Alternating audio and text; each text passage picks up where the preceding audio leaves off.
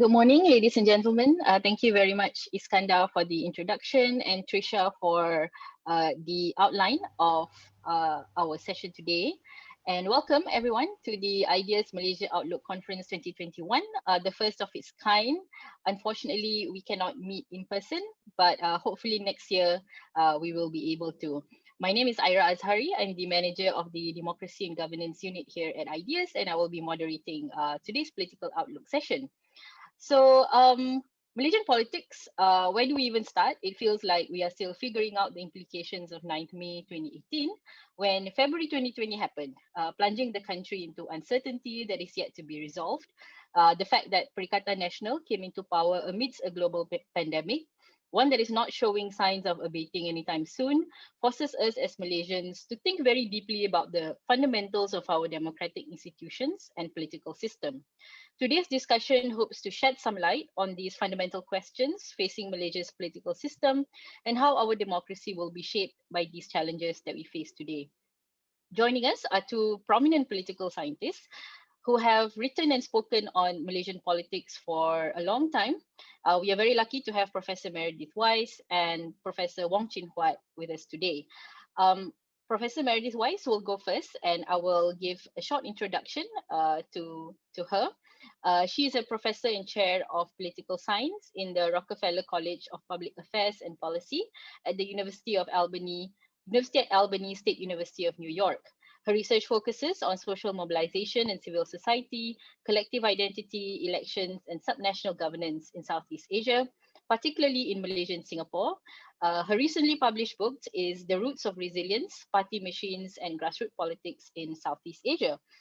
Professor Meredith is joining us from New York, very kindly joined us despite the 12 or 13-hour time difference. So Professor Meredith, the floor is yours. You have 20 minutes. Please, go ahead. Thank you so much, Aira, and also Trisha and everyone else at Ideas. It is truly an honor to speak this evening, your time, and to share the platform also with my good friend Huat. All right, so I have been asked to address the nature of Malaysian politics and specifically the centrality of clientelism and particularly what we might term a relational clientelism, and the overlapping of party, which in Malaysia traditionally has been the BN and UMNO specifically, and the state. So how voters' conflation of UMNO and the state and the specific practices that the BN deployed has made its dominance so hard to dismantle on the one hand, and presses the opposition on the other hand to replicate that. And that basic premise is really what underlies the recent book that Aira mentioned, and some other research I've done in Malaysia. What I'll present now in this very short, hopefully I won't run over time, discussion is something of a framework for analysis, which I'd be happy to elaborate in the Q&A, but I'm hoping also that the questions can push towards applying this or suggesting specific ways forward or specific pathologies or specific other issues. Huat will focus more on the new normal, I think, in Malaysian politics, but we might converge on an understanding, I would expect, of the need for a shift in political orientation. So on my part, specifically for more programmatic and policy-oriented politics as the most likely or probably most promising way forward. So I'll start with something of a definitional landscape. Relational clientelism is what we find in Malaysia, and it's something other than just electoral handouts. It refers to ongoing ties. So clientelism refers to patron-client ties, these hierarchical, iterative relationships, traditionally face-to-face, one-on-one, but that take on a sort of pyramidal form in which you have a patron and a multitude of clients in usually a stacked tree of relationships. Those ties may be purely transactional. We may have in Indonesia, for instance, often, not exclusively, but often, an electoral clientelism, vote buying at the time of elections through networks of brokers, which solicits immediate support. In Malaysia, we have much less vote buying, however much rhetoric there may be about it, than in Indonesia, the Philippines, or any number of other places. But we do have a personal, responsive, quasi-familial connection with politicians and voters, and a degree of reliance on political machines, on parties for assistance or for intervention. Resources, money, is part of that arrangement, but it's not all about cash or goods. It's also services and just the personal touch broadly. Importantly, and I do want to stress this, clientelism, this relational clientelism in particular, is not all bad. It can entail a form of very immediate and important accountability and responsiveness, and may be familiar and easy to navigate, however hierarchical and status-oriented it may ultimately be. This is a different way to understand what we often gloss as patronage politics. So yes, patronage is problematic in various ways. But in Malaysia, what I find is that even those who don't enjoy a specific material benefit from this relationship may still feel a connection to a politician and may be loyal. And that is part of what I argue has allowed opposition parties to carve out their niche, is that they can still exercise a personal touch and service and so forth, even without having much to distribute. But at the same time, that still, as I'll argue, may change the orientation of voters away from a longer term programmatic policy orientation. So the last definitional piece of this on relational clientelism is that this is not unique to Malaysia. And it's not, to be clear, this is not something that's inherently illegal or even suspect, though it may encourage problematic practices to fund gifts, to fund patronage. So arguably this is preferable to a more transactional short-term electoral clientelism. And the contemporary mode is multi-stranded for the clients in this relationship. So in other words, any one individual is not totally reliant on one landlord, for instance, but may find different strands, different patrons on whom to draw. And that allows some resilience on the part of ordinary citizens. So what is the problem with this form of connection? It's more about who you know than the policies that those candidates or politicians stand for. It encourages a short time horizon, not what did this person do over the last five years in office or what might they do over the long term, but rather what are my immediate needs and how best to satisfy those. And even if it's not so short-term as vote buying, it's still a transactional politics rather than a more far-reaching democratic accountability. It's exclusive. So those without connections or for whom it's not convenient to visit Pusat Khidmat or who are from a disfavored group may have less recourse to state aid, because it is state aid that they're generally accessing. And in Malaysia, this model amplifies and aligns with communal politics. So we find that there's a notion of what Chandra Muzaffar famously, years back called the protector idea. And that really draws on this idea of an enduring patron-client tie.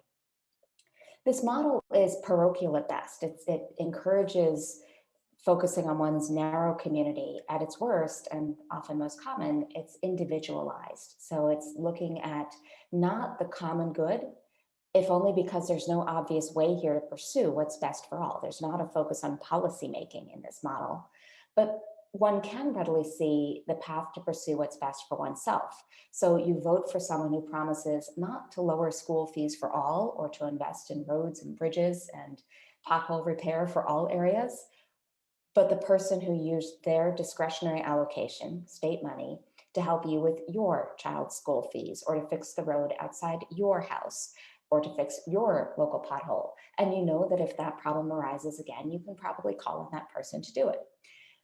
But that is not necessarily an efficient or enduring sustainable mode of getting by. So many of the services that really make for a better quality of life, especially in urban areas where people are reliant on larger scale services, may suffer since those investments have less electoral payoff. There's research from India, for instance, that finds that once more people are urban middle class, clientelism tends to decline because what people really need and know they need is not short-term assistance or getting that one pothole fixed, but well-functioning services like well-maintained roads and sewerage and water delivery. So I mentioned those specific issues because some of those are particularly germane in Malaysia now, and we can see the reasons why some of this long-term infrastructure may suffer over time. So at the same time, much of what we see in Malaysia is actually programmatic. You're eligible based on published, followed criteria and not on who you voted for or what politician staff made a phone call for you. But political parties have an interest in hijacking those programs to make it look like they allow politicians discretion and look like if you don't vote BN, for instance, you won't get roads and bridges and all those other Project Kerajaan Barisan Nasional, those things that have those big signs out by, crediting the BN for having built this thing. The classic examples in Malaysia would include things like practice no longer allowed, but collecting brim checks from a BN office instead of from a state agency, or any number of politicians will put their photo and name on food aid, which we see among COVID relief efforts. All of that makes it purposefully hard to distinguish where the party ends and the state begins, and I'll come back to that in a moment. It also discourages opposition parties from sticking with a really different model. And so I do think that we had seen Pakatan Harapan, those component parties, and as a whole, really verge on a very similar approach. So lots of that same personal and party branding of aid, whether it be through the state level social welfare checks, the BRIM-like programs in Penang or Selangor, or the incessant personal branding of any aid that's distributed and so forth, but also that focus on the politics of the village pump, as it tends to be called in the UK, for instance, but this idea of constant, incessant, and really time sapping and energy sapping community service, which is important, again, and it's useful, but it's not necessarily the best use of an MP or an Adun's time. In Malaysia as well, we have this electoral authoritarian or dominant party overlay. So we have, and this is where I come back to that point I mentioned, a significant fusion of party and state, especially given how long a time the BN had control over the government. It is genuinely difficult to separate out what is UMNO or the BN or now PN versus what is the state, a nonpartisan apparatus that's driven by a hope for the common good rather than from some electoral quest. It's harder for the opposition to push past credit claiming on its own side, though it helps when it controls states so that it can gain some attention as well, rather than having all good things seem to be the doing of this one party. So voters, in turn, feel both grateful to the party in government for so much of the time, the BN, and worry that they'll lose everything if they vote against that government. So that's where we get this rhetoric in Singapore, for instance, of the possibility of a freak election result, where if you vote for different policies, you may end up with the terror of a different government. So my favorite political rally speech ever was a PAP one in Singapore, in which one of the PAP supporters and one of their grassroots organizers actually warned that if Singaporeans voted for the opposition, they might go back to the days of the night soil carriers, that suddenly, modern sewerage would disappear. So part consequence and then part of the cause of that conflation of state and government is the role of the civil service. If civil servants have only ever worked for one government, it's not surprising if they understand that government as the state and internalize its priorities or its way of doing things as the way to operate. And it's unclear what one can or should change with the change of government. So voters may be concerned and parties may play that up. And I think that's part of the hesitancy we saw with PH in not knowing how far it could press and topple. So what's the challenge moving forward? I'll be brief, and then I'll hope that Huat picks up some of these threads and that we can come back to them in the Q&A. So I would argue that the main issue is how to make politics in Malaysia more programmatic and policy focused. So first off, what voters value and keep track of needs to shift, not what did this person do for me, but what are their policy priorities? How will they help to shift the needle at least a little bit? Recognizing that in the parliamentary system, we're not asking for party disloyalty, but rather for intervening in the policy process to make better policies and then claiming credit for that. Voters become acculturated to a particular way of doing politics. What the surveys that I did with the Merdeka Center showed almost all voters prioritized was a near zero, said that the top priority for either MPs or Adun should be policymaking. So the majority suggested that it was some version of going to the ground or service or the local community. So we have a challenge for civic education in Malaysia, which various groups have been working on, to convince voters really to pay attention to what their local MP has done or what he or she argues for.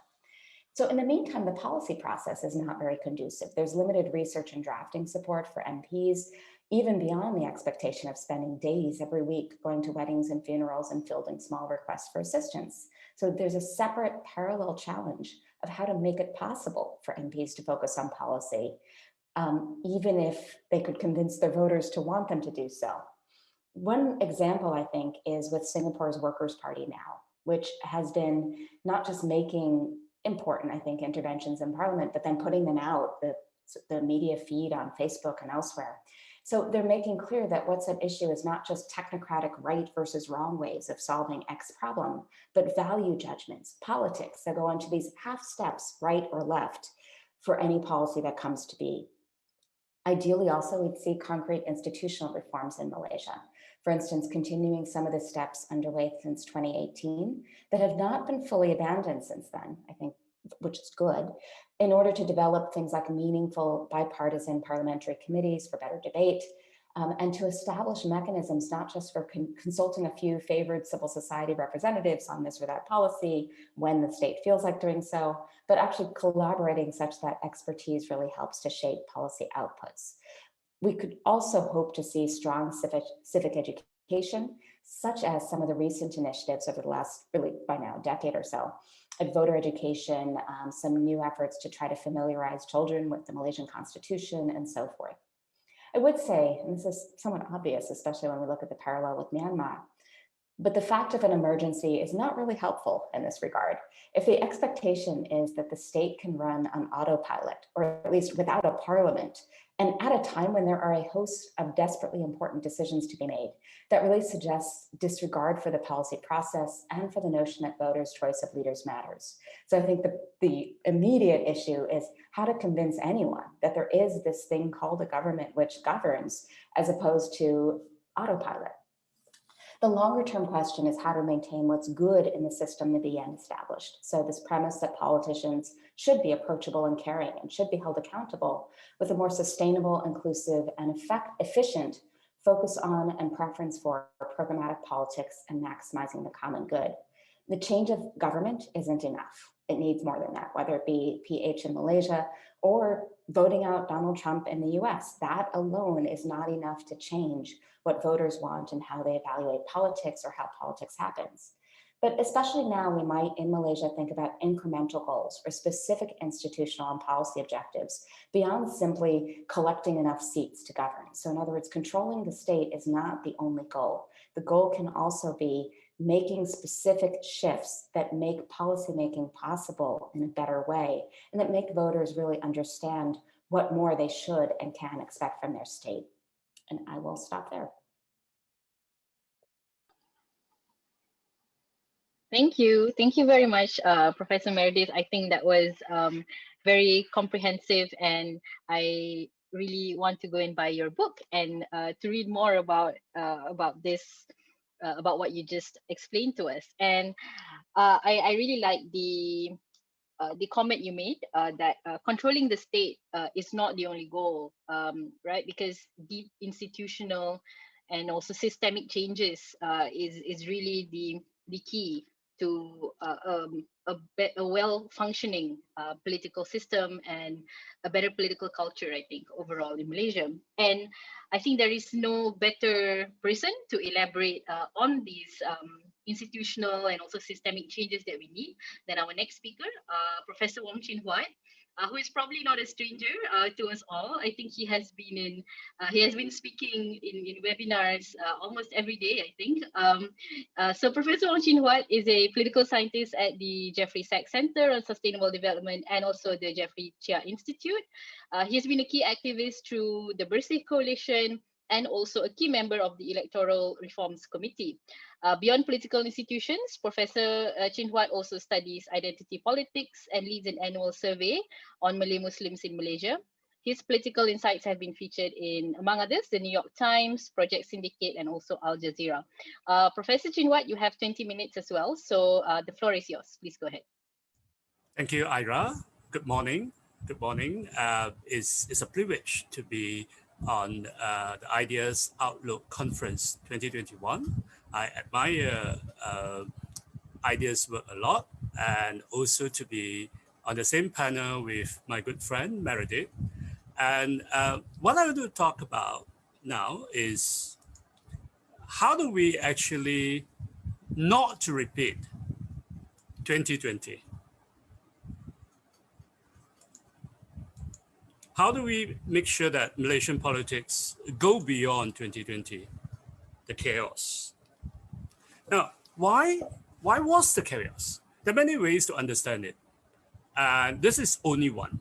I see that it has got to do with the obsession with and failure in of different parties. Of course, one is absorbing UMNO.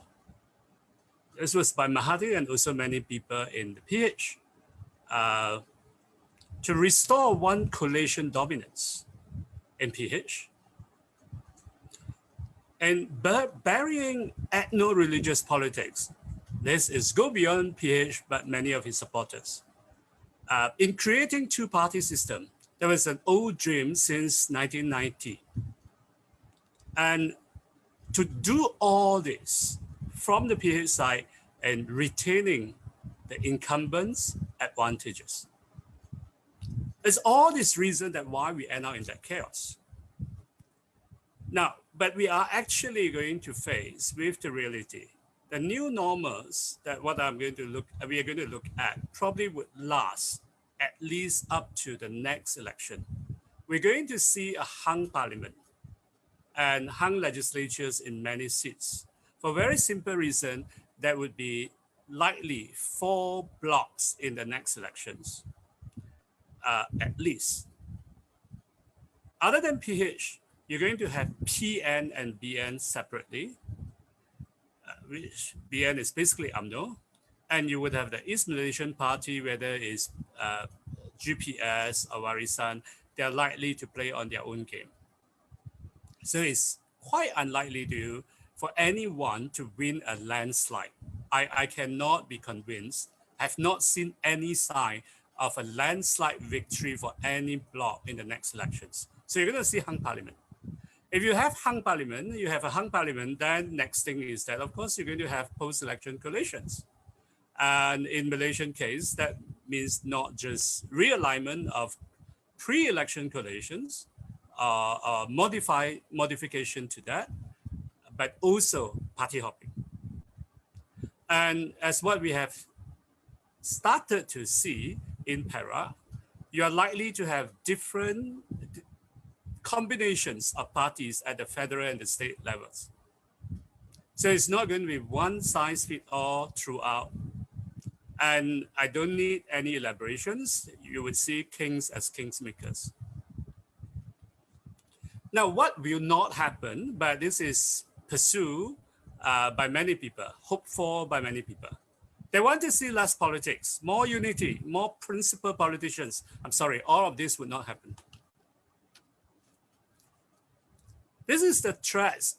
These are the threats and opportunities that we would have to face. The threats are people would get disillusioned with democracy. There will be low turnout. At the same time, many people would go into contest. So you would have high wasted votes, meaning votes that are cast for loser. You would have, you will see the rise of demagogues, populists, not in the Trump's mold, but more likely these are religious leaders who are clean. More suppressions of freedom, either because societies are getting more conservative and people want simpler, moralistic mode of society, or because that the politicians in power are weak and therefore they simply need to control the society more. You will see more party hopping and realignment, as I discussed just now. You're going to see more vote buying and favoritism, what Meredith has discussed in length. We're going to see greater influence of private funders. Party will become more dependent on them, and partly because also that this is a bad time. You can't count on small donors, so you will turn to big players. And of course, To sum all this up, you would have worse instability than what we are seeing now. So do not expect that you have a fresh elections, everything going to get settled down. It's probably going to be worse, unless we change our game. Now, but you're also having new opportunities.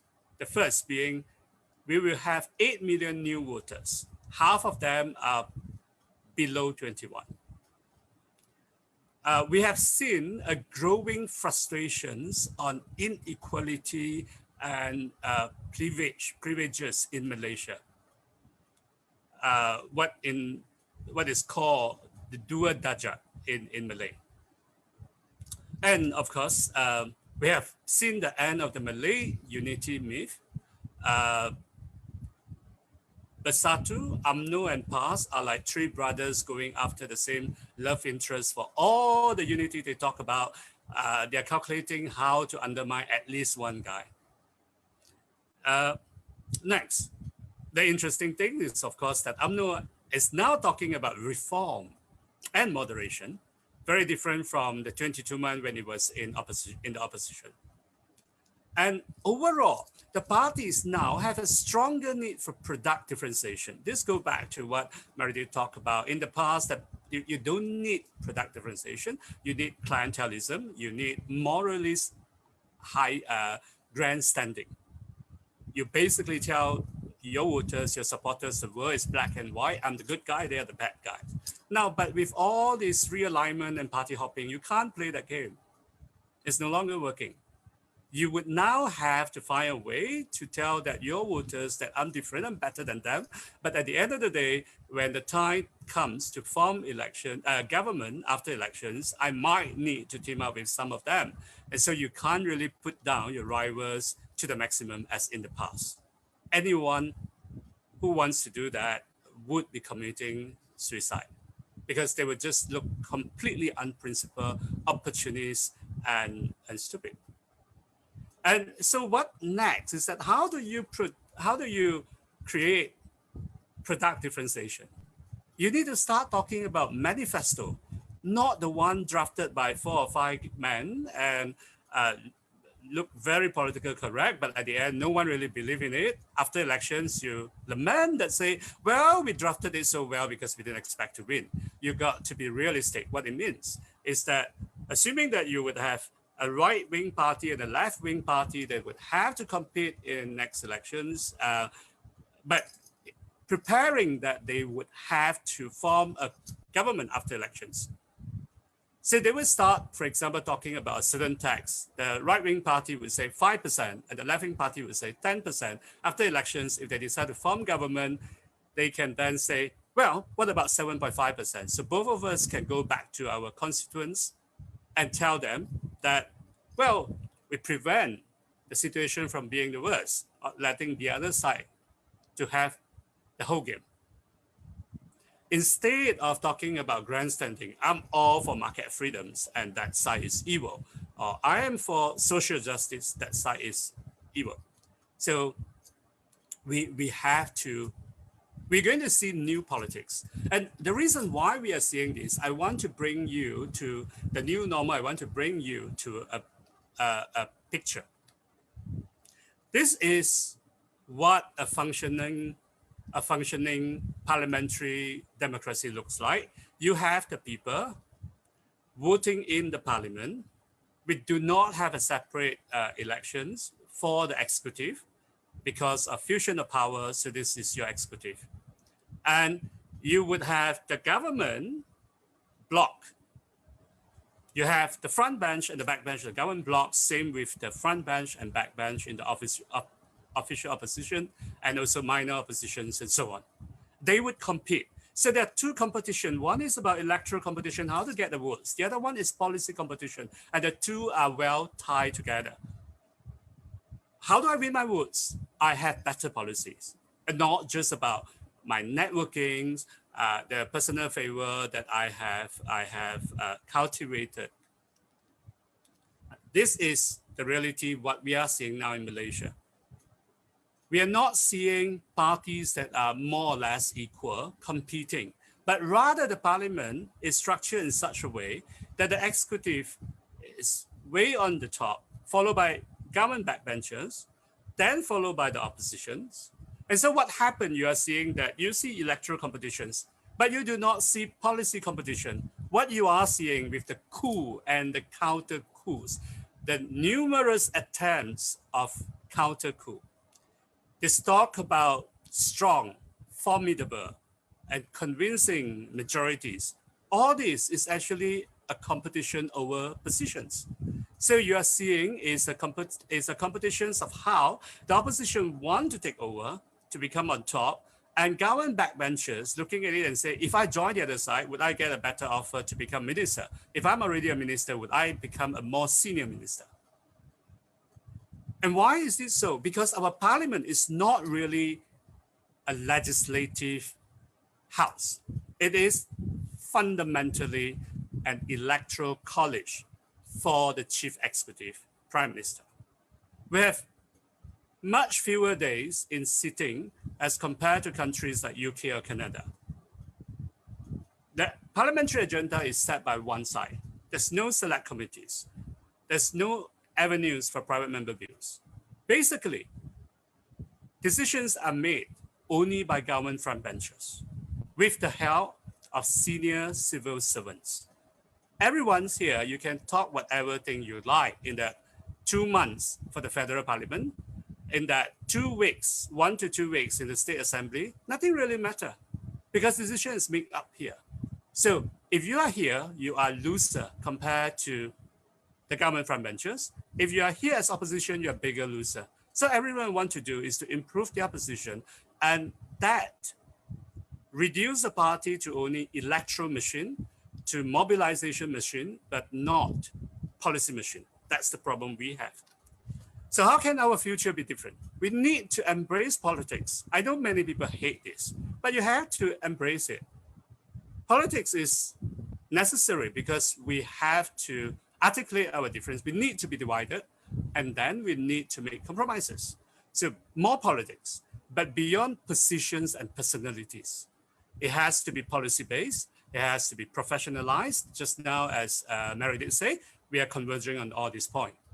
And we need to accept that we can never achieve unity. If you're so obsessed with unity, you should go to the North Korean embassy and apply for their citizenship. That's the only country that everyone is united because everyone loves their great leader. In any democracy, you're going to have divisions. What we need is healthy divisions, not communal divisions. We need more coalition building. And this is not just at the level of political elites, but at the social level. We need to start talking about social coalitions. If we want to install a certain bloc of party in government, then what kind of social coalitions do we need to bring together? What kind of compromises we need to reach? And this is important for social activists, for opinion leader, even though you do not have personal political ambitions, because without division, we will not have democracy. With only division but not compromises, no democracy can be sustainable. Finally, what do we really need to have a different future? Specifically, we need to have legislative reform. We need to have more select committees to cover everyone, every MP and Adun who is not in the government front bench or speaker or deputy speakers. We need to have private member bills, avenue for private member bills, so that they have the chance to be real lawmakers if they want to. We need to have avenues for public input into legislation. We need to have shadow cabinet. It's time for us to tell opposition MP, it is not right for you to have ambition for ministerial portfolios, but you find that it's too much to have even 2 hours a week of your time to sit with your colleagues in the shadow cabinet meeting. In today's just over Zoom. We need to have level playing field in constituency service. That means that to start with, you need equitable constituency development fund. We need to think beyond first past the post. We need to introduce list PR. even though for a small percentage. Why? Because we need non-constituency, issue-based representation, and also we need party mandate so that anti-hopping law can be applied without any issues. And with list PR, we can have gender and other democratic quotas. We have greater room for non-communal parties. A lot of people are afraid that if you have list PR, you're going to give space for communal party. Now, that's true. But how much it can be worse under first past the post, as we have seen since 2018. To have list PR, at least you give chances to parties like PSM and some future Green parties. We need to have decentralizations, and this have to go beyond MA63. We need to have local democracy. And if I were to sum up this part, I would say that at the moment we have 822 elected federal and state lawmakers.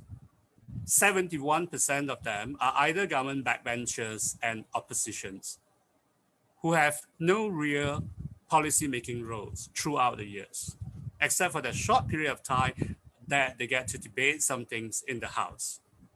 We need to start thinking about job redesign for our political class. Some of them should actually become elected mayor, so that, because this is what they do. Others should have more power as private members or non-executive members of the legislature. Finally, we should have recall election so that misbehave lawmakers or lawmakers who have changed their party or coalitions affiliations without the blessings of the voters may be sacked in elections. So I end here. Thank you so much. Thank you very much, Professor Wong Chin Huat. Such an comprehensive presentation as always. And we already have many questions in our Q&A box, and I will go through them as they come in. The first question is actually from Dr. Liana Khairuddin, who is the political advisor at the BHC. So she asked, with the COVID pandemic, we are expecting stronger patronage as many are desperate. Unfortunately, we have continuously been disappointed with this government's response that is not founded upon policies. How can any government build trust with voters moving forward, following what has transpired in Malaysia since February of 2020? How can we, the civil society and advocates for democratic norms, break this patronage dependency? So maybe we can start with Prof. Meredith, and then Chin Huat can come in as well. Please. Okay, so this is really a great question, especially given the current situation and just how reliant individuals in Malaysia and everywhere right now are on state aid and on having equitable access to the resources that they need, which is one of the problems with a more clientelistic order, is that they may not know for what they're eligible or how to secure that, or whether their perhaps opposition constituency will have equitable allocation. So I think I'll focus on the part about of the question about how to break that dependency and how civil society or advocates for democratic norms can play a role. And I don't think there are easy answers. I can suggest some concrete steps that may be useful, but it's really a question also of you know, possibly trial and error. But one important thing is really keeping track, making it easy for voters to hold politicians accountable. Part of this gets back to the idea in political science of the rational voter. This is the work of Bob Dahl, who says that it's simply not rational for any individual to seek out so much information in order to make their one super well-educated vote, because their one vote doesn't have a lot of impact. And that's just simple math. And yet there are ways to simplify that process to encourage voters to weigh certain things, you know, so this could be in terms of things like COVID aid. So if there are organizations in civil society that are keeping track of what's been distributed and how well or how effectively, how equitably, that may make it easier for voters who really see that as a salient voting issue to know about it. But more broadly, I think civic education, though it sounds very old-fashioned, is incredibly important. So there are so many really, to me, exciting initiatives in Malaysia to make young people in particular understand politics better. That's especially important, crucially important, given Undi 18, the fact that there will be so many new voters all at once. I mean, this is almost unprecedented. So you can have different versions of this. Internship programs, visits to parliament, to courts, all of those sorts of things help make politics seem real and help young people in particular understand what happens. We can also think of things like voter guides on whatever issue. So if environmental organizations evaluate candidates for office, not in terms of their party affiliation, but in terms of what they have done to further environmental goals or gender rights or whatever it may be, so that it may not be an issue of a voting record, especially for people who aren't incumbents or who are subject to a party whip, but of speaking up, of did they try to amend legislation? Did they bring up climate change, for instance? And more broadly, I think the key role for civil society is in recognizing that there are other forms of political participation that matter beyond voting, that states, parties cannot take credit for all things good in society. So when voters demonstrate too that they are interested in policy choices and outcomes, that may encourage politicians to take them seriously.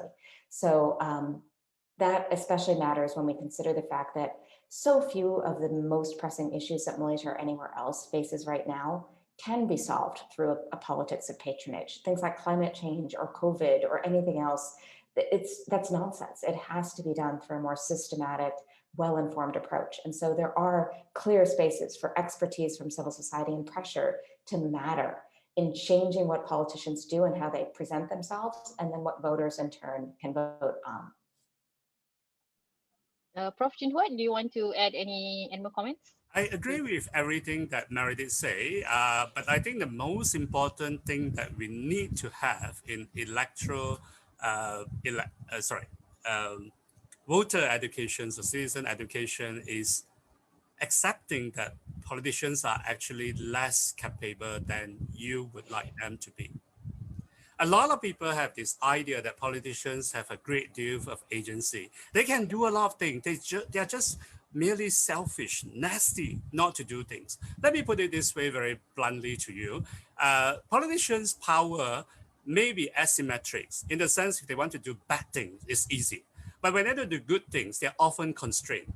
I'm not going to detail why is on this asymmetry, but the point here is if we want policy competition, we have to think that how do we actually make this political class benefit from it? If they cannot benefit by talking about good policy, they are not getting anywhere. And I give you the best example we had. Dr. Jayakumar of PSM. He talked about policy all the time. He actually brought it down to the constituency level, tell the people down there what this is. And of course, he did the same constituency surveys, and not for any reason to get vote. He just loved people. But where is he? He could not even win 12.5% of votes to keep his deficit. Simple reason, because policy competition doesn't benefit politicians. So we need to make it work. We need to think about the entire job redesign. I have the privilege to talk to a lot of politicians recently because partly because we have some paper from Berkeley talking about this. And that's something coming to my mind, that when we talk about local elections, for example, decentralization example, we probably need to start talking about how do we help the politicians to get a better job. I'm serious. The 71% of our MPs and ADUNs are basically doing councillor works, a mayor's work, solving problem, dealing with government agency, distributing fund, but they have no full power. And most of them would be stuck at the bottom. They never go up, and they believe the system is good. What we really need to convince them is that they have a better career path if we have elected local government. They can be mayors. So out of the 822, some of them should be taken out from federal and state government and put at the local level. And the rest who are not in government front bench should have more power. We need to talk about this. I know people hate politicians because you think that politicians are up for no good. I would like to invite you to consider this. If you give them the right incentive, politicians can be men's and women's best friends. You just need to think about house training. Thank you. Thank you very much. I really like this remark, which actually it is quite difficult for politicians to do good things, and I think that's quite a sobering thought. And I guess we also need to see how do we make it easier for politicians to do good things then, right? The next question is from Andrew Koo. This is for Prof Meredith. So he asked, why is there the failure to associate our MPs with the possibility of influencing national policy changes? Is it because policy changes is so far removed from the daily life of the average citizen who focuses more on local issues? Would the return of local government elections change that? So I think Chin Huat has addressed some of this, but maybe Prof Meredith, you want to add something as well? Right. Yeah, so I would completely agree with Chin Huat on local government. I will say that when I began this book, The Roots of Resilience, I thought I was just looking at, would just be looking at national, maybe state politics. And instead, so much of it was about local government. And so yes, if we think about it, so much of everyday life, especially for the 70% plus in Malaysia who live in cities, centers around what local administrations provide and maintain. So if there's a lack of connection with that tier, a sense that there is a policy agenda to influence, then that can't but help a further dissociation from policy, of understanding how one might hold politicians accountable for policy, because you can hold your state elected officials, your adun, responsible to some extent for what your local councillor does, but that's an awkward translation.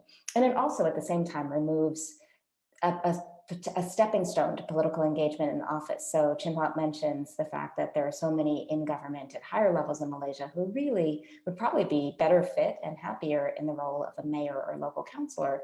But it's also quite true that in most places where you have local government elections, that's really where one can get a political start. It's a lower stakes in some ways. It may be easier to get to know the community, all of that sort of thing. You tend to have a greater diversity of parties that can compete at that level just because of the resources required. And so for those who might consider a political career, who might be good at it, for whom it might be a good fit, that's not really an option. And that's one of the ways that people also get interested in policy. But two other things I'd mention are that what politicians highlight with their messaging is important to what people understand as within the realm of what they should expect of their politicians. In other words, we're to some extent saying, all right, politician A says, vote for me because of this, and politician B says, vote for me because of that. And if they're both basically on the same plane, they're both saying, I did X for you, not I passed these policies or advocated for this issue, then it is completely unsurprising if that's the basis on which voters make their decision.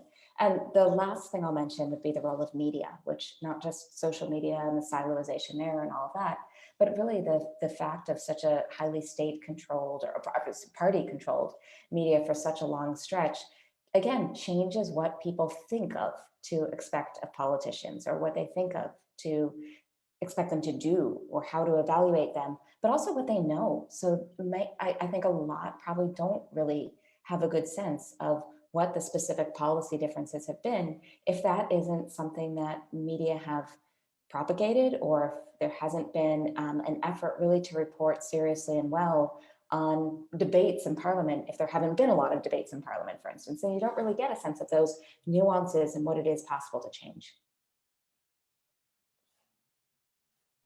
Thank you, Prof Meredith. I think we just to inform our attendees today, we have 1 hour left actually for this session, so we have plenty of time for questions, so please bring them in. The next question here is actually a question about UMNO. So how financially generous is UMNO now to indulge in money politics? Many years ago, a Johor UMNO youth chief told me that they would receive briefcases stuffed full of cash prior to any election. They would distribute the money to their members to go knocking door to door in kampungs, giving them a few hundred to thousands, depending on their status, and reminding them to vote for UMNO. So who would like to take this question? Prof, maybe both of you, I think, can have a say in this. Maybe Prof Meredith, you want to go first, and then we can go to Chin Huat. Okay, sure. So I had a large-scale project with some colleagues, including Prof. Terence Gomez for the DE13 and a whole team of Malaysian social scientists who helped with the research and who published on this and so forth. And we tracked money politics and in all its different terms. That term is a loose term that means all sorts of different things. In Malaysia, it often means political business links, but we're really looking at electoral clientelism, where there's vote buying, where there's club goods or local public goods distributed, things like that in Malaysia, Indonesia, and the Philippines. And so compared to Indonesia and the Philippines, there's very little vote buying in Malaysia, meaning the distribution of cash right before an election with an expectation of a vote. It's a non-legally binding contract, and there's virtually no way to enforce that, and often very little effort. That parties we find actually in Indonesia and the Philippines don't even bother to try. They put very little effort into monitoring or enforcement, because what are you going to do? You can't cut that voter off next time because you still need their vote next time, et cetera. So there's always discussion in Malaysia of vote buying, and there are parts of the country in which we do see, even in our research, we found more vote buying, especially in East Malaysia, though it's not exclusive to there. But it does seem to be the case that in Malaysia, the predilection is more for what we term in our research mesoparticularism, or club goods, of giving something to a community rather than an individual vote buying. In that partly, and we're finishing a book now that explains why that's the case. But so, I mean, that in a way, I'm avoiding the question. I have no idea how many, suitcases of cash UMNO actually does circulate to, each and every kampong in Malaysia. I do think that there's some of that. We did hear some speculation about that. And it's not the sort of thing for which one can get evidence. But if there's somebody in the audience now who is from UMNO or has distributed those piles of cash, feel free to chime in. That would be very helpful. But so it's just to say that in comparative terms, that doesn't seem to be dominant. Our surveys found that about 3% of Malaysians said consistently across several years in which we did the surveys, suggests that they had ever been offered money or goods for their vote, and then less than that number said that would actually change their vote. So that's the other problem with vote buying. And then when we ask the question differently to avoid what's called social desirability bias, we ask not did you get an offer, but your neighbors, did any of them get an offer? It's still single digits. So we really don't think it's highly prevalent in Malaysia, even if there are areas in which it happens, but it's not completely absent. So that's, and in terms of whether it's changed, whether it's less common now, I think the main indicator might be just among, if it's UMNO, it's mostly among the Malay community. The Malay community is over 70% urban now as well. And most examinations of vote buying, especially in Malaysia, or that type of retail politics, as it's termed in Malaysia, really focus on rural voters. So it may be declining regardless of what resources UMNO has available for it at this point. Thanks. Prof. Huat, do you have some comments to add, please? Let me put it this way. I think that politicians would not do anything that doesn't benefit them. So we want to stop people from bribing voters or whatsoever. You have to either make sure that they get punished legally, which require an end to selective prosecution. You need entirely a really independent MACC, an independent office of public prosecutions from the AGC. But also the other way, that if the return of every dollar they spend in terms of votes is getting lesser and lesser, people won't spend the money. That's some things that we eventually need to come down to this. And it works so much more on our current system is because this is first past the post. Why first past the post? We are not talking about anything else except one. It's the winning margin. It could be 500 votes that tip over that make a difference between winning and losing. So if you are going to spend even 1,000 for that 500 votes, it makes sense because I'm getting 5 years of political career.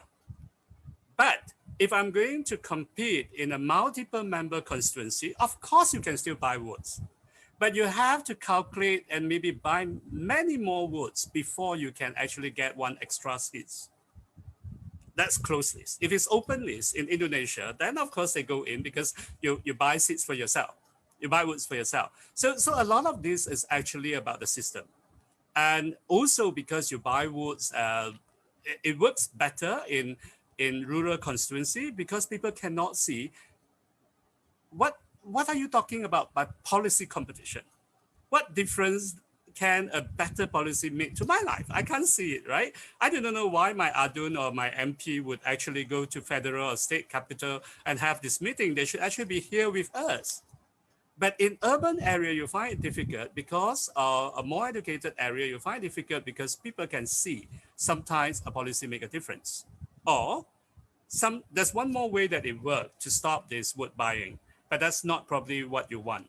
It's communal politics. When people are fully committed to a particular ethnic or religious agenda, they can withstand all the money. They take your money and they don't feel anything sorry about not voting for you, right? But that's not that kind of politics we want. So if we want policy-driven politics, we want politicians to be more like professional, and I'm answering a bit of Andrew earlier questions. We need to make parliament real. Our parliament is basically just an electoral college for prime minister or chief minister, because they meet only 2 months or 2 weeks a year, and their debates have no real impact on policy difference, on policy outcome.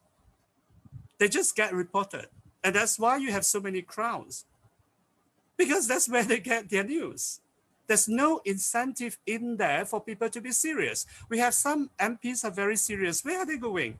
Look at Wong Chen. Wong Chen is probably one among serious MP in PKI MPs who are very serious about policy. Where is he going? He's just a backbencher, right? That's not. We do not provide the right incentive, and we expect politicians to be like saint and sages, like, please put national interest before your personal interest. No, it doesn't work that way. Politicians, if anything, are in average more selfish than most of us. So you have to make sure, give them the right incentive, then they become your best friend.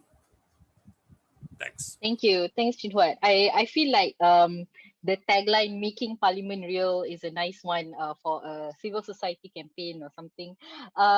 Okay, the next question is from Lawrence, our own director of research. So he asks, what will fractured coalition politics look like when politics is more clientelistic than policy driven?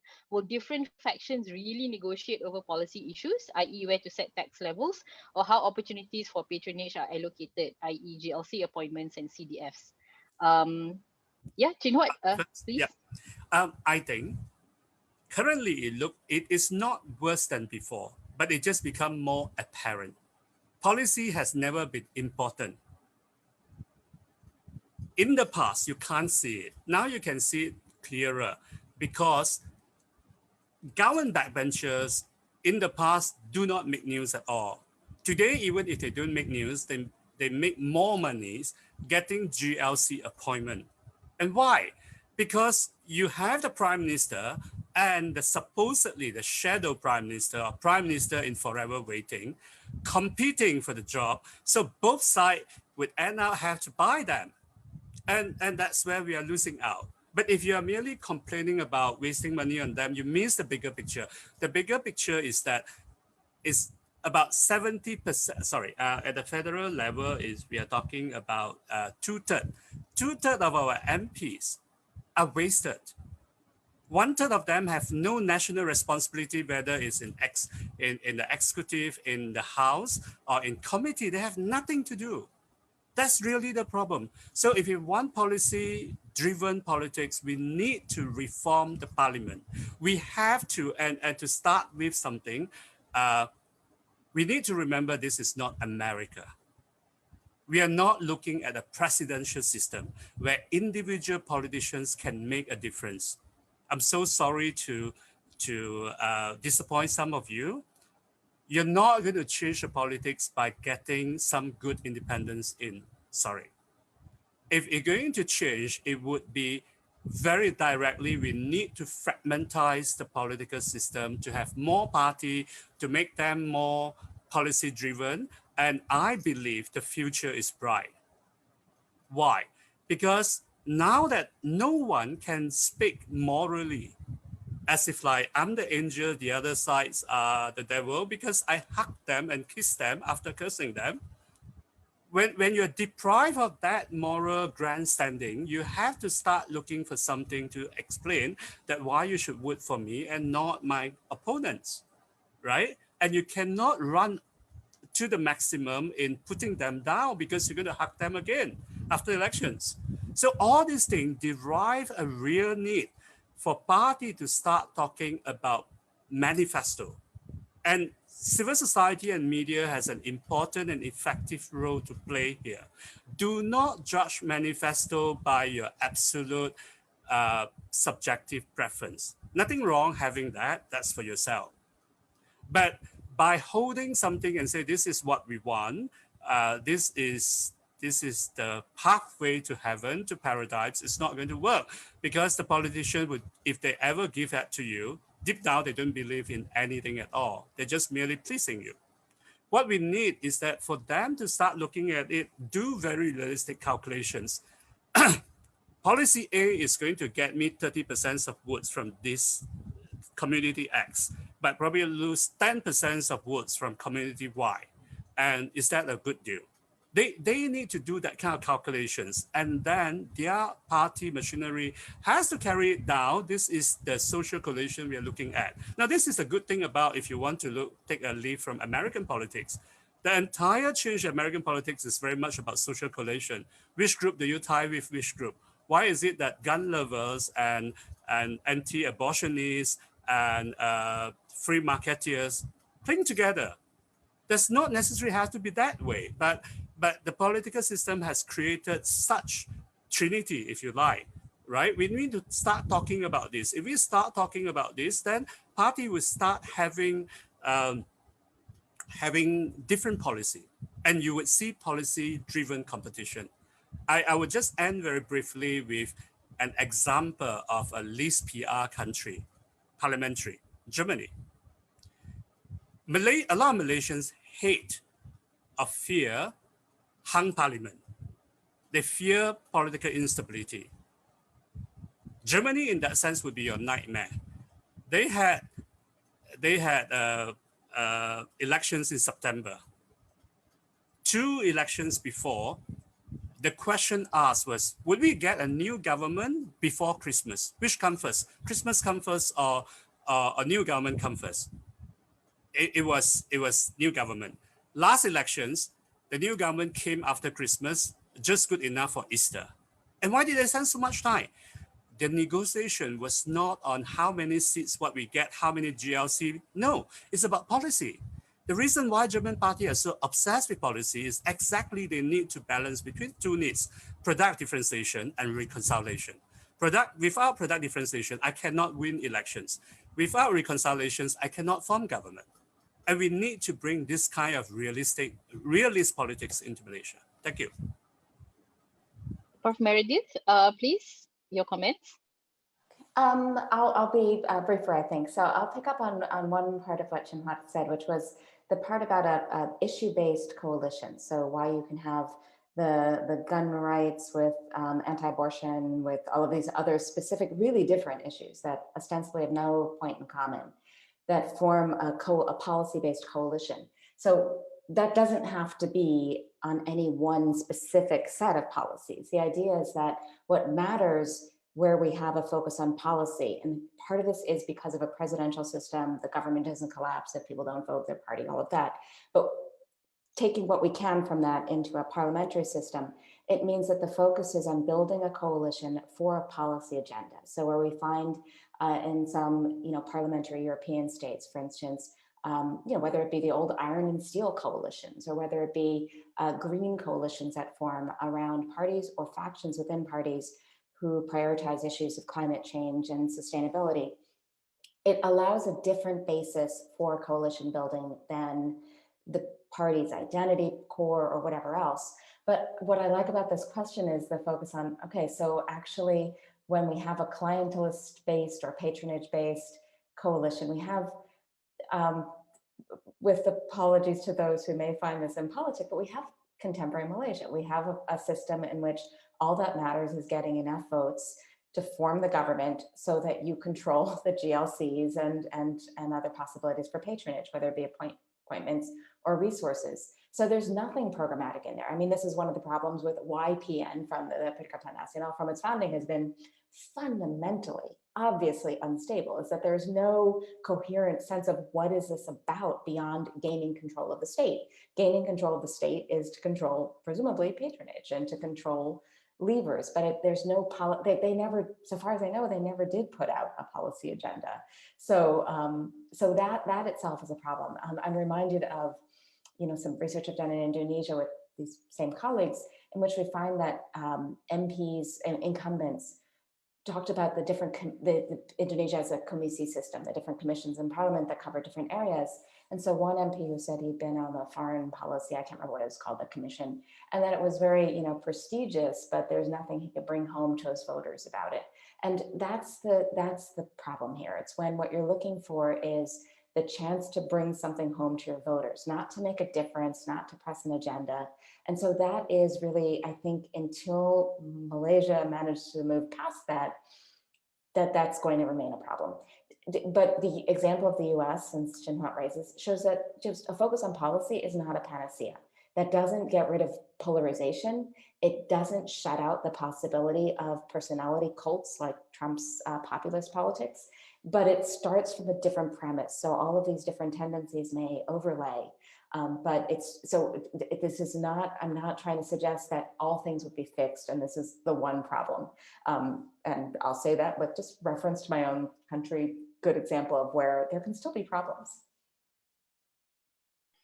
Thank you. Thanks to both speakers. So I think for the next question, I'm going to take the second part actually of Andrew's question and also combine it with the next question. I think Huat probably is best to answer this. So Andrew's second part, which is, can we frame legislative reform in the language of long-term enlightened self-interest? And the next question, which is, why is there a reluctance from the opposition to form a shadow cabinet right now? Prof. Huat, please go ahead. Thank you. The first part is yes.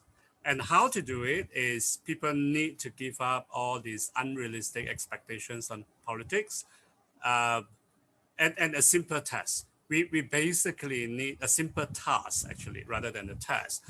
Politicians like to pride themselves, talking down to us as we don't understand politics, and then therefore can dismiss all legitimate expectations laid on them. If you understand enough politics, you basically tell them and say, no, even if I'm not a chef, doesn't mean that I do not know how to have a realistic expectations of a good meal. We need to be able to speak in the language. So politicians lose that advantage, thinking that they can tell us. And related to that is we ourselves need to believe in self-interest. I mean, your self-interest, enlightened self-interest, long-term enlightened self-interest doesn't mean that you are you're sacrificing the greater goods or others' interests. No. But when you frame it in that way, you find a language that a lot of politicians cannot run away. So that's my answer. Second part, why is it so that our politicians do not want to form a shadow cabinet? This has been a problem since 2008. Because since 2008, they have enough MPs to really, to both form a cabinet, and also there is a need to do so because it's so large. If you do not have a division of labor, you'll be just wasting people. You cannot create a positive, dynamics internally to force people to be better, to be more professional. And why are they not doing it? Really, it has got to do with this gambler mentality. Almost all gamblers believe their luck is good. So if they lose the game today, they believe it's tomorrow. So if I go to a lottery shop and my number doesn't come out, I believe that my strong, formidable and convincing number would come out tomorrow. If not tomorrow, then next week. When you have that kind of idea, you are living in the future, then you do not want to have anything to tie it down. It is true that parties would fight over which party getting what portfolios, but won't they fight after elections? We have seen that after 2018. But why is it so they're willing to do it after getting power and not before? This entire idea is one of gambler. It is because if I win, then I start living my life. Otherwise, I'm still hoping for the future. Is nothing more important than my next bet, and that's the situation we are stuck in, and it persists because we have a lot of people, including some MPs, who who might have even come from civil society, perpetuate that kind of storyline that we cannot go beyond. No, we can. I think we need to tell people to have shadow cabinet, the minimum requirement in today's time is an internet connection and a Zoom account. Because if they can spend 2 hours weekly along with their other shadow cabinet colleagues, they could have discussions and coordinations on what to do, what not to do. That's all we need. Even without any research staff support, they can be much better than today. And nothing shows us how bad it is when we have a pandemic, that the opposition cannot even present a shadow budget. They can only vote it down, but they could only try to vote it down, but they could not even come up with a shadow budget, which they did for 7 consecutive years from 2011 to 2017. And facing with emergency, they could not have any coordinated response immediately. If you have had a shadow cabinet in place, you could imagine the shadow cabinet would immediately call an emergency meeting, and they would have coordinated response, and they would have they would have been coordinating with their state governments and on the ground and so on. Today we are stuck, not because that we have a backdoor government, so to speak, but we have an opposition who do not even believe they can come back from front door again, and therefore they just want to kick the backdoor government out. That's really double jeopardy to us. Thank you. Thank you. Thank you very much. I think for the next question, I'm going to combine a few. So there's a few questions here, both from Facebook and on Zoom, about the impact of our weak economic performance because of COVID, our widening of the income gap, and the altered labor market, and how do all these factors affect the future political dynamics and practices, as well as the use of race and religion, and how does that play into this the situation, and will it change voters' expectations? So maybe Prof. Meredith can go first. Okay, I mean, these are incredibly important political dynamics for Malaysia, but also for so many other places, and that we can speculate now about what the political impacts might be longer term of COVID, of its economic effects rather than just the public health effects. But we haven't encountered something like this on a global scale, perhaps ever, maybe the 1918, 1919 flu, and I mean that in the sense that when we had, for instance, the Asian financial crisis, yes, there was massive devastation economically in part of the world, but it passed over to a significant extent so many other markets that there was this possibility of reciprocation or of some sort of lifeline being possible, or jobs, export markets still being available, and so forth.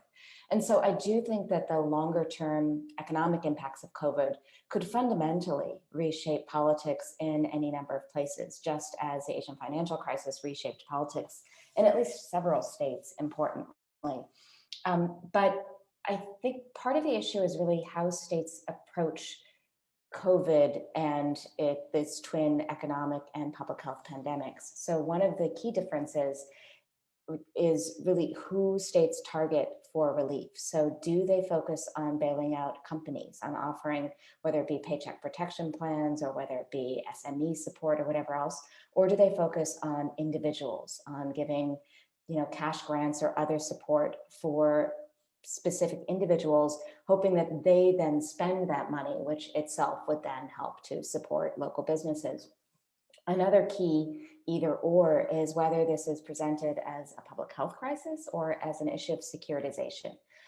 So what part of the state mobilizes to address? So is this a question of locking up migrant workers, for instance, as a menace, or of, for instance, trying to expand testing and using those resources and so forth, including among vulnerable populations, regardless of their status vis-a-vis the state?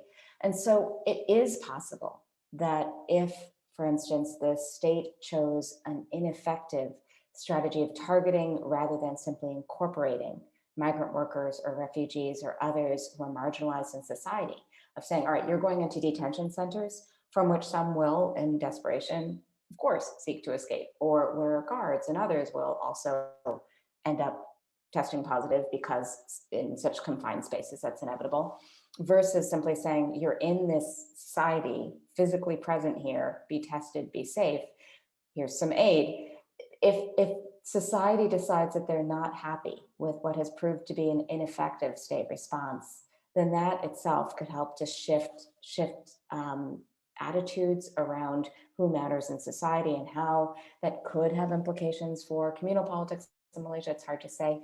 But I do think that there will be a strong likelihood, at least, that the state's response to COVID will affect voting behavior and not simply turning, for instance, perhaps to a communal party because it represents one in identity terms, but rather seeing who promoted policies that could quite literally save one's life, not just in public health terms, but economically, and recognizing that, you know, there needs to be a better policy solution to these crises, that simply, you know, a handout, a collective, you know, a local public good, a club good, or building some, you know, XYZ for an election, that can't possibly suffice when that many people are out of jobs. You know, unemployment itself is such an issue. And economics has always been a key or the key decision in terms of how people vote. So in Malaysia, the surveys continue every election. They say that economics is, you know, how are you doing economically? That's what people are voting on, not racial position or anything else. Those are inseparable to some extent in Malaysia. So how you're doing economically, if you're a Bumiputra in Malaysia, relies upon, to a significant extent, what the state does in terms of preferential policies. But it's not reducible just to that. So I think that we will see a COVID effect, but it's hard to know precisely how that will play out, given the complexity of making sense of which party or which politician has done what and what other options were on the table. Thank you. Prof. Chin, what do you want to add anything on this? Yeah, I agree with Meredith. Just want to add 2 points. One, that in their response to COVID-19, a lot of parties have lost their moral high ground, especially the Malay government parties, past included, because they have shown the example, they manifest it more than before. What do you mean by dua dajat? That one set of law for ordinary people, one set of law for them. This is in fact the best time to talk about rule of law, because people don't care about, you know, the philosophical idea of that. They just feel that why should I be punished? It's just blatant injustice.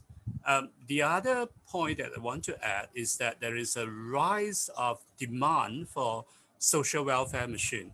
If you look at American politics, we know that a lot of all this clientelism start with welfare machines for immigrants community in metropolis. And what we are seeing today is that you find this, if you go to social media, you find a lot of religious, social entrepreneur and religious entrepreneur doing welfare work. Now, by entrepreneur, I'm not saying that they're tipping in for money, but they are the one who organize things to make things happen. Many of these people are not stating their political ambition. But the moment if they decide to go in, do not be surprised, some of them would get into parliament. Because in multi-corner fights, when mainstream party have lost their charm and party branding, people would just turn to outsider. And the popularities of outsider politicians have been around for 2-3 decades. So I would expect next election is going to see more multiple contests, more wasted votes, and some surprise wins of new entrepreneurs. And these are not people who go in and talk about like we want a better parliament. No, these are people who simply go to the ground and address the problem they feel. And in that sense, for liberals who want to maintain or to enhance the liberal order here, the policy mix that you have to look at perhaps is on political freedom, social cultural freedom. You want to be liberal. On the other side, you would have to be a statist. On economics, you have to be a statist. You need to take care of the poor who don't care about your political freedom so that you get them behind a party that would protect your political freedom and your cultural and your religious freedom. If you are not doing that, you just keep on talking about your issues, you are surrendering the poor to perhaps the parties you fear the most. And some of them are not even there yet. They are newcomers who haven't shown up to the face. The worst scenario I can imagine for Malaysian politics is the 10th prime minister happened to be some populist religious functionary. I wouldn't have to name names, but you probably can imagine who I have in mind. That's the situation you dealt with. And so do not have this idea is only about rural. We talk about a lot about rural. Urban poor. Urban poor is a right constituency for populists. And also the other part that you might want to look into is language. All our talks, all these liberal talks are either in English or sometimes in Chinese, but few of them are in Malay. And so if you're a Malay speaker, you're probably only getting largely very conservative, clientelist informations. And that's a nightmare you should look at if you think today is the worst. Thank you. Thanks, Prof. So I think your last point does address a question in the box about CSOs. So I do think that one thing that CSOs can really focus the efforts on is advocacy in the Malay language, which is the national language, right? I would like to go to Huat's question actually next. So he has a question for both speakers. So to Prof. Meredith, he asked, have you researched the practice of Malaysian MPs reporting their track record, parliament attendance, vote record, constituency allocations, policy stances? How many do this and does it actually make a difference to the electorate? And to Chin Huat, he asked, you mentioned at least 4 blocks, but we saw in Sabah that eventually the field narrows down to 2 competitive coalitions. Development in recent years is that the coalitions are increasingly fluid, partly because parties can jump ship if parliament is truly hung. Isn't there still good reason to expect a gravitation to 2 competitive coalitions in G15 rather than more parties going it alone? So Prof. Meredith, please go ahead. Okay. We tried to research that, and then I've tried to follow up with some of that. Very few suggest that that's something they do. So Chin Huat had already mentioned Dr. Kumar, who did specifically report on his issue positions and so forth. He campaigned handing out books and DVDs and so forth that tracked his policy, his speeches, his policy record, and that does seem to carry some weight among PSM supporters who support those issues. But I'm not convinced, as his vote totals in the end suggest, that helped to win other voters. In other words, I think more voters were voting based on their party affiliation or the chances of being part of the winning coalition, or their parties being part of the winning coalition, than on how this one MP had voted, or even, clearly among some voters who supported the principled stance of the parties. Apparently, some of them did not vote for him the second time he ran for parliament because he had been elected once. So there is that. I can mention, for instance, one MCA MP who suggested that they were probably the one candidate who got voted out after being an incumbent for having spent too much time on constituency service, that individual's constituency really wanted a policy focus. This was in an urban, well-educated area, very, middle income and upper middle income and so forth. And so that individual had suggested perhaps focusing more on tallying up positions and that sort of thing. You do have people like Wong who makes a strong show of doing that, but also of tallying up amounts spent on these welfare days and things like that, of how he distributes his constituency development funds as CDF for his allocation among all the different groups and needy people and so forth in his constituency, which again, I'm not saying that it's perfectly legal, and it is not a bad thing to do to help those who need, but it's also not a great way to solve the problems of society. If you're an MP, you shouldn't be wasting your time tallying up small 500 ringgit here, 100 ringgit there, but rather should be given the space and possibility of pressing for policies that will address this on a larger scale. So in other words, and Nurul Izzah as well, I remember had campaigned with, I remember some campaign paraphernalia of listing, I sponsored these, I promoted these private member bills that of course go nowhere because Malaysia, but I took did these initiatives. So it's not unheard of, but it's not common, and I'm not convinced that it at this point makes any appreciable difference. The only people I think, and Huat may disagree, but I'm guessing he won't, that it matters to are those who would vote for that person anyway. Chin Huat, Huat has a question for you too. Right. Just now when I mentioned there would be probably at least 4 blocks, I'm talking about nationally, meaning that other than PH, PN, and BN, the Sabahan and Sarawakians are not joining this, are not giving real commitment to the so-called national or Malayan-dominated blocks. They would want to stay out. GPS is the best example. GPS hold 18 seats. They're probably aiming for more out of the 31 in Sarawak, and they would stay on this. And at the end, who give me a better offer, I'll go in. And they're probably going to get Deputy Prime Minister next round. And the same thing with Warisan. And so come back to the state level, would they actually stick to each other? I'm not so sure. You look at GRS, I mean, now they talk about solidarities and so on, but in the last elections, they could not even put up a single candidates. I think it is getting more fluid because different people want to try their chance. And this is one reason that why we need to actually move to party lists. Not entirely from a first past opposed to party list, but a mixed member system.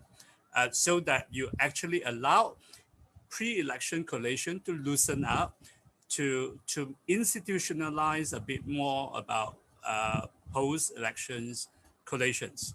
I love these questions from Roshan to ask into more detail between mixed member proportional in Germany and New Zealand and mixed member majoritarians in Japan and Taiwan and Italy and so on. What would I prefer?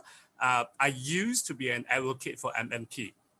I changed my position now after long research into party hopping, looking into New Zealand and so on. And my reason being this, if we're going to have an MMP and we want to have anti-hopping law, then the logic would have to cover all MPs. Given the situation in Malaysia, even you're going to have more parties, the parties are likely to be controlled by one or few leaders over their MP.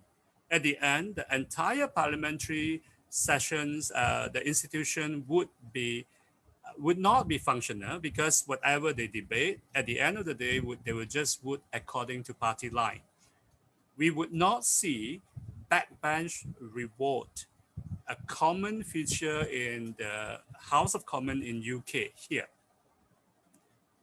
And the better solution, I would argue, is to have a MMM with a sizable numbers of least PR MP, at least 1/3, and possibly up to, in the future, half. That these seats would have automatic anti-hopping mechanism, meaning that the seats belongs to the party. and the party leaders can have control. Effective anti-hopping law means that the moment you jump, you're going to lose your seat. Even voting against your leadership could lose your seat, right? You need not to jump. The moment that you get sacked, in India, you vote against your party directions, you lose your seat. So we have one part that is for stability, that's true party. But you keep first past the post that allow MP to defect, because you need some MP to have autonomy. So this is where your mavericks, your charismatic maverick can make it to the parliament. Currently, they're all controlled.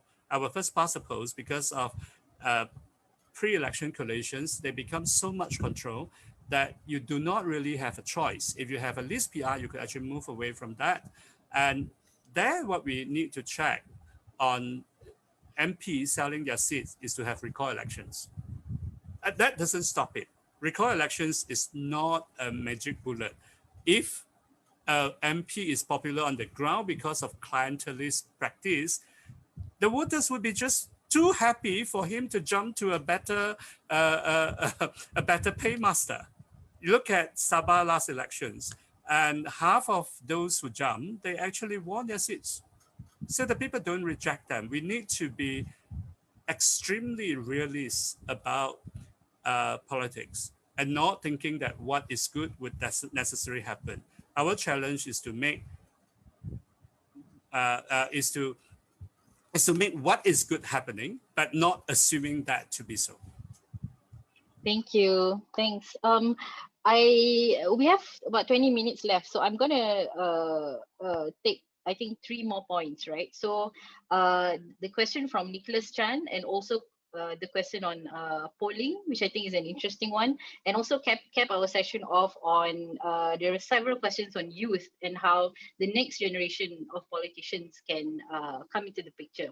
So first, Nicholas Chan's question, I was wondering if there's a tension between Meredith's observation of clientelist politics and the policy reforms Huat described. More so in the current political and economic climate, it seems that political instability and drying economic resources, with more parties wanting to share it, rewards politicians for their mobilizational and logistical skills, and not policy-focused ones. Maybe Meredith and then Huat. Yeah, I mean, I think in some ways in this climate, we could see a shift toward voters deciding to value policy, and recognizing that when we're talking about electoral politics, there are two sides. There's what the politician offers, and there's what the voter demands, or what the voter is looking for. And so voters reward, politicians who meet their specific demands, what they are holding count, what they're looking for in their politicians. So if the most apparent way to secure economic security, for instance, is through patronage, that may simply increase the pressure on politicians to deliver, so much as Huat has also said. But I've reminded the question, and maybe this is what sparked the question, but the question reminds me of Chan Heng-chi's book from the early 1970s on the PAP, where she identifies different types of politicians who are all essential to the PAP, which was at the time developing into a party machine, where you have the mobilizers and the organizers and the technocrats. And so even though Malaysia has a reputation for, especially under Mahathir version 1, the 1980s developmental state rules, of a sort of technocratic politics, we could argue that it's much more of a mobilizational one, in as much as there still is this need to win elections. And the technocrats are less in elected positions and more in the bureaucracy surrounding. So and this is sort of the Japanese model, twisted in different ways from Malaysia, but we do see this sort of, whether it be the NEC or some other group sort of stepping in to save the day at times. So I'm not sure if it's so much of a tension as that Huat and I are both saying. It'd be really great to see some policy reforms. On the other hand, what I think we might see intensified now is not institutional reform and a new electoral system and a new system in parliament that really encourages and requires reasoned, informed debate, but rather we could see an intensification of clientelist patronage-driven politics. Thank you. Huat? I agree as well. I think it's a question of how do we respond to it. That the need for clientelism is more, and if there is a threat that going to make it worse, is the huge gap between a very idealistic uh, aspirations and what people on the ground feel that uh, that necessary. So one is very materialistic. The other one is high up, high politics. And if you have that kind of situations, a lot of people would just feel that solution is not possible. They would stay out. So you see low turnout among sophisticated voters. Now that would actually help clientelist politics, because these are the people who would actually respond to the materialistic incentive. So what we need to do is to keep sophisticated voters coming in large portions to elections. And how do you do that? You have to deal with things to bring things in the middle. We need to talk about ideals, but in by staring into realities. We need to talk about professional politics rather than moralistic politics and so on. We need to recognize that democracy is messy. I think just now we have a discussions about, I think Meredith talked about that US is not perfect. I would like to stress this, that democracies is for mortals like us, imperfect mortals like us. If you live in paradise, you live in heaven, everyone is angelic. We don't need democracy. We love each other. This is it's exactly because I can't remember the full quote from American theologians that say that our competence for good make democracy possible, and our inclinations to injustice make it necessary. So really what it is here is, so how do we keep a positive outlook? If we do so, I think this is never ever a better time for institutional reform. And that's probably you find that some of us in Brazil are actually very positive. We certainly don't like emergency, but we look at how the politicians are divided. We think it's a good thing, because look at the 22 months. How far have we managed to push anything? No one talk about recognizing the opposition. But in Para, because the parties are breaking up, you actually see the first time confidence and supply agreement. You see, because of that, we have equitable CDF. What we need to is to push more. And we need to be able to look straight into politician eye and say, I know your constraint, but also I know the reality. Do not tell me that I'm not politician, therefore I don't understand politics. For that, we must, of course, spend a bit of time to understand their situations. If you sounds like you are a preacher that's completely detached to reality, politicians just ignore you. Thank you. Thanks, Huat. Okay, so I think I would like actually Prof. Meredith to answer maybe this question on polling, because we all know in the US there's like a poll for everything almost every day. And I like this question. So the question says, do we know how satisfied is the public with this political system? We don't see regular opinion polling, which we do see in the US, UK, etc., and can be a source of pressure on government. Regular polling is sometimes a neglected aspect of good democracy. So please. Yeah, so it's a really difficult thing to gauge. Polls in Malaysia, Merdeka Center will poll voters regularly on their whether they think the country is going in the right direction or the wrong direction, and it's not looking very positive right now, according to the polls. And what they think of, if they're overall satisfied or dissatisfied with both the government and with the specific person at the head of that government, and things like that. But that's a different thing from asking people, are you satisfied with your system? So we do have polls like the Asia Barometer survey, which asks batteries of questions that are intended to gauge issues of satisfaction with the state and its institutions. But a lot of those, when I think about it, are really about, are you satisfied with democracy? And those polls have been faulted, I think quite rightly, for the fact that they don't offer generally a great way to separate out what people define as democracy. So you'll find, others have written about this paradox that in any number of states in Southeast Asia, historically and currently, we'll find that people say, yep, basically my country is not democratic, and I'm very happy with our democracy, or I value strong leadership and, you know, a strong military type, you know, approach, and also democracy, or, you know, like things that are just, they just don't mesh, like something is amiss.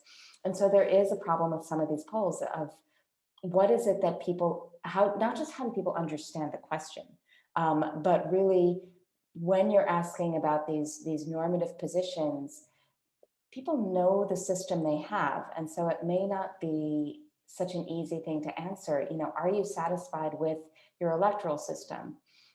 You know, compared to what? So even as a political scientist, and I'm guessing there are some in the audience, maybe Huat, who are involved with this VDEM project, the Values of Democracy.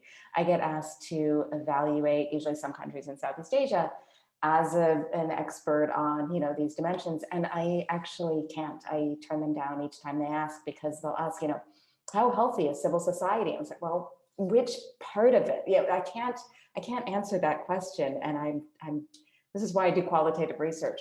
And so there are some polls, but there's not a lot. And most of what we have are more the Malaysian piece of these international polls that are designed to get cross-national comparative data, where you don't want to drill down too far, because then the comparison is you're looking for extension, for comparability rather than intention, of driving, you know, more deeply into the details to see, well, what is it about, you know, what do you actually know about your MP or whatever else? So I commissioned Merdaka-san to do a couple of polls to really get a sense of, you know, some of the questions that are asked in other regions on these barometer surveys, but not on Asia Barometer, on what people expect of their member of parliament or of their adun, what they value, what they're looking for, which is not the same thing as, you know, what do you think of the system? But it does ask really, what do you expect?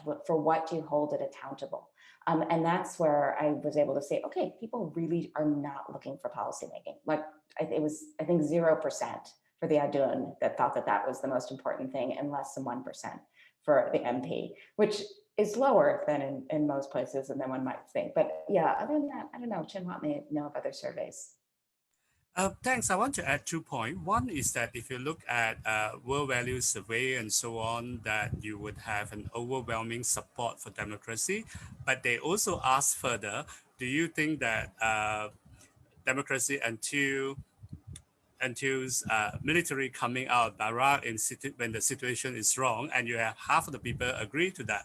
So there's a big question of what do people understand by democracy. Second point I want to make, this is from my data, my survey on Malay Muslim only, and not particularly about political system, but when we ask them questions on opposite end, for example, do you think that all Malaysians should be treated equally? And then another question is about, do you think that that we should privilege the Malays and so on?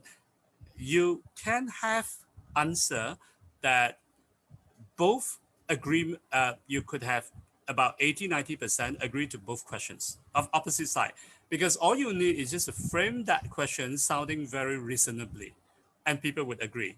What we have here is looking from the bad side is a methodological challenge called social desirability. You want to look good, so you tend to agree more.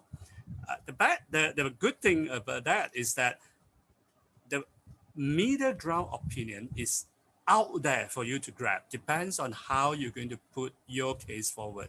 And this is what I mean, is that we have a lot of opportunities here, and we need to have more discourses in Malay, because we need to pluralize, diversify that.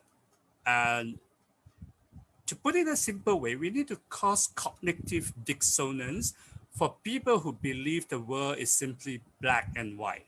And that is fun. If you have done things, you know what I mean by fun. I would encourage you to try it if you have not. Confusing people is good if you can't convince them. Thank you. Thanks, Huat. Okay, so I think for the last 10 minutes or so, we want to cap off this session, but there are a few comments actually on this issue of dattokships, right? As we know, yesterday was Hari Wilayah, and I guess many people are quite unsatisfied with some of the recipients of these dattokships. I would like to link this actually to the question on the future of politics and also young people. So the comments on dattokships, I think I want to link that to this question of there's been a lot of comments on how Malaysian politics is very feudalistic, and this feudalism character of Malaysian politics, and also link that to the future of politics and also young people. And with this feudalistic nature of our politics, but also how our society is structured, how does that then impact on new parties that are emerging right now, and also smaller parties like PSM has been mentioned a few times. And if both speakers can give your comments on these two things, and after that I think we can wrap up the session. Thank you. Prof. Meredith first, and then Chin Huat. Okay. I'm going to leave the part about the datukship specifically to Chin Huat, because I confess to being perennially baffled by some of the decisions that are made, or the criteria, or so I'll just stop there. But I do think that the way that you link this with youth politics and new parties and so forth is key. So I think in some ways, if we look at the premise of Pejuang, for instance, it's a person. It's Mahathir wanting, starting a new party, and it doesn't, so far as I can tell, does not have a clear premise beyond that. So it's a continuation of that same sort of politics, and in some ways not necessarily just a clientelist politics, but one that's premised on deference to an individual, and it might be because of his policy stances and so forth. But then the idea of starting your own new party in which you can be the head of the party undercuts that premise. We might ask the same of some of the more principled other parties. So a youth party, for instance, that's premised on youth is an identity party. It's not, there's no necessary agenda attached. That youth want all sorts of things. And so until and unless it has an issue orientation beyond youth, it's hard to say whether this is a new form of politics or whether it's just sort of trying to capture a trend we see elsewhere. So in Thailand, we have Future Forward, the party that's been banned, but it's a party that is considered to be a youth party because so many of its backers are young people, but it's a party around a programmatic platform, around a set of issues that are different from what other parties present, and those issues tend to be important to youth. And so part of the challenge for new parties in Malaysia is that in order really to craft a new type of politics, to suggest a more programmatic orientation or a set of issues, that will get around this politics of deference and feudal politics and all of these other terms we might use.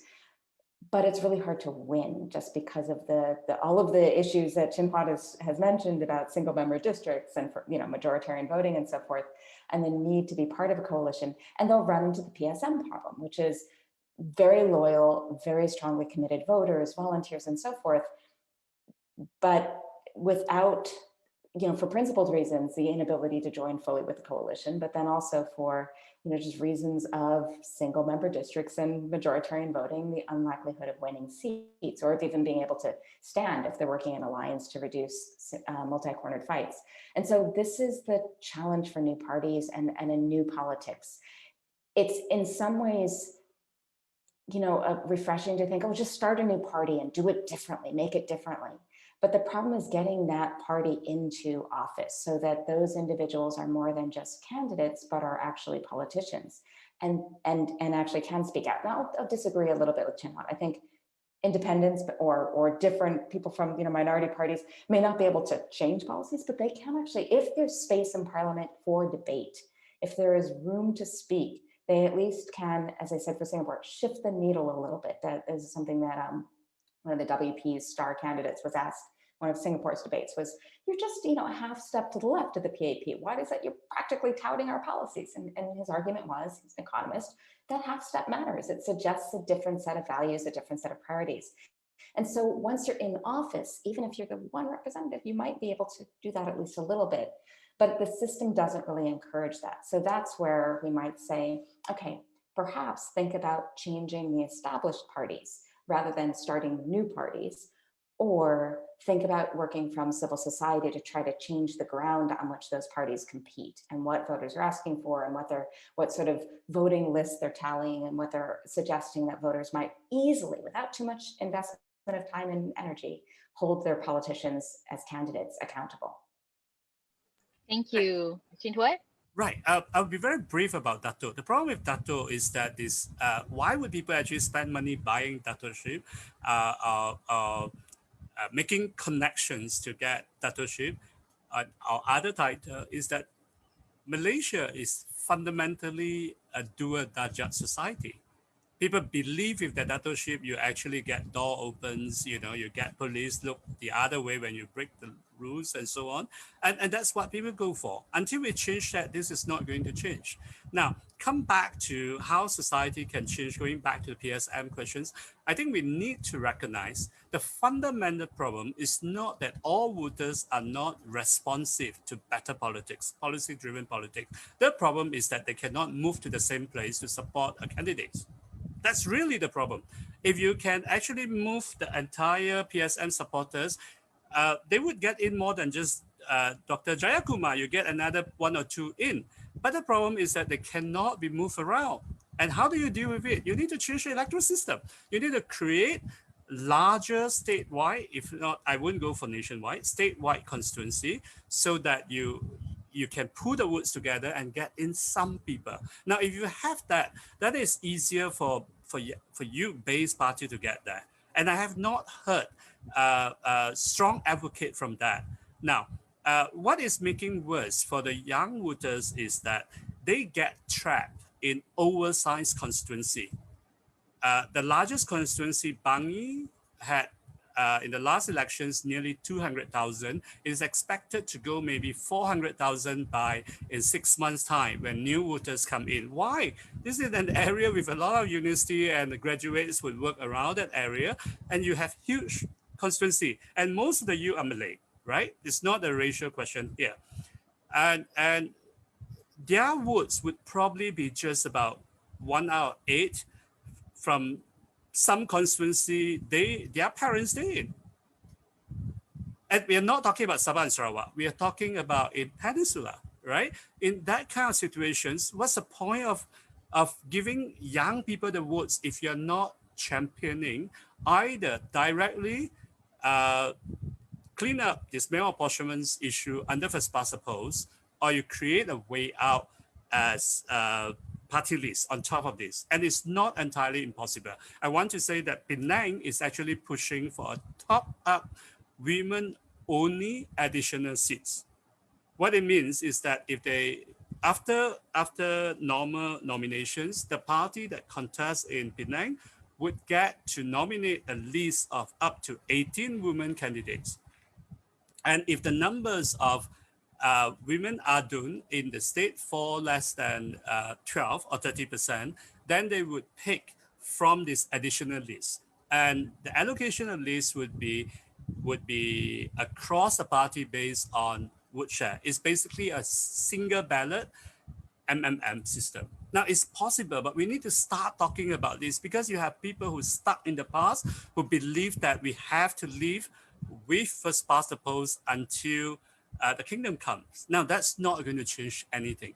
We need to start be a bit bold, looking into realities and also possibilities realistically. I think we can actually make a difference. There's no better time now. And I'm not at all fooling you. I genuinely believe there's no better time now, today, on 3rd of February, 2021, to have institutional reform. Why? Because our politicians are so divided. What better time for us as citizens to divide and rule them? They all of them has aspiration, but no one have that confidence that they control their future. So they have to be rational. They cannot talk about winner takes all. They have to stop being gamblers, but start buying insurance. All we need is just basically for us to see the future clearly. And so when they talk to us, we tell them, as matter of fact, this is now. Stop looking back into the past. Stop thinking that you're going to build a one coalition's dominance and all those things. Those are gone. We have a brave new world before us. When enough of us speak in that way, politicians cannot talk down to us. They would have to realize the future is now. Thank you. Thank you very much, Huat. Such a perfect way to end our session today. And I would like to thank again both our speakers, Prof. Meredith Weiss for joining us all the way from the States, Prof. Wong Huat for educating us all as you usually do. It has been a very enlightening session. I hope that we managed to answer at least some of the themes from most of the questions that we have had today. Thank you very much to all our attendees. I think we've had a really good participation on Zoom and also on Facebook Live. To those who are not able to catch the session live, or if you would like to share this discussion with some of your colleagues or your friends, there should be a recording available on our Facebook page and also later on our YouTube channel. Tomorrow, the 4th of February, is the last day for our Malaysia Outlook conference for this year. We will have a one-on-one conversation with Tan Sri Dr. Jamilah Mahmud, who is the Special Advisor to the Prime Minister on Public Health. Trisha will be moderating that session. I think that will promises to be an interesting and an important one. So please do tune in at the same time, 10 a.m. On our Facebook channel for those of you who didn't manage to register for Zoom. I would just like to ask our two speakers to stay on for about 5 more minutes after we end this session. And thank you very much to all the attendees again, and have a good week. So thanks again from me, and Assalamualaikum.